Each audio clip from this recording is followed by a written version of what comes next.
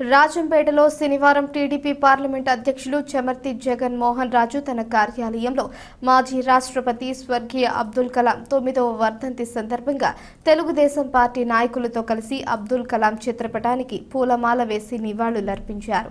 ప్రపంచ పటంలో భారతదేశాన్ని మిషెల్ పరిజ్ఞానంలో మొదటి వరుసలో ప్రపంచానికి పరిచయం చేసిన మహానుభావులు డాక్టర్ ఏపీజే అబ్దుల్ కలాం అని పార్లమెంట్ అధ్యక్షులు చెమర్తి జగన్ మోహన్ రాజు అన్నారు.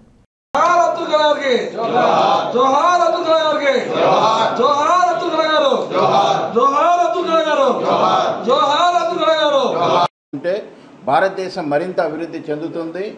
వారి యొక్క కష్టాన్ని వారి యొక్క జీవితాన్ని ఆదర్శంగా తీసుకొని ఎన్నో భావితరాల వాళ్ళు స్ఫూర్తి పొందుతారు అని చెప్పి ఆ రోజు రాష్ట్రపతి పదవికి అతన్ని ప్రతిపాదించడం, అతను రాష్ట్రపతి కావడం జరిగింది.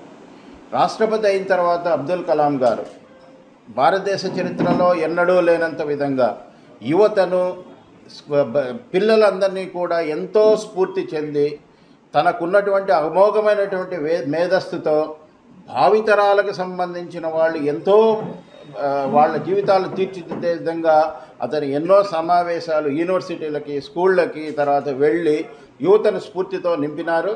ఆ ఆదర్శంగా ఇవాళ మనం కనుక గమనించినట్లయితే టెక్నాలజీ రంగంలో ప్రపంచంలో భారతదేశం యొక్క స్థానం విడదీయలేనటువంటిది. ఇవాళ భారతీయులు గనక కామ్గా ఉండిపోతే ప్రపంచ ఆర్థిక వ్యవస్థ స్తబ్దు అయిపోయేటటువంటి పరిస్థితికి ఇవాళ భారతదేశంలో ఉన్నటువంటి యువత, భారతీయులందరూ కూడా తయారైనారు.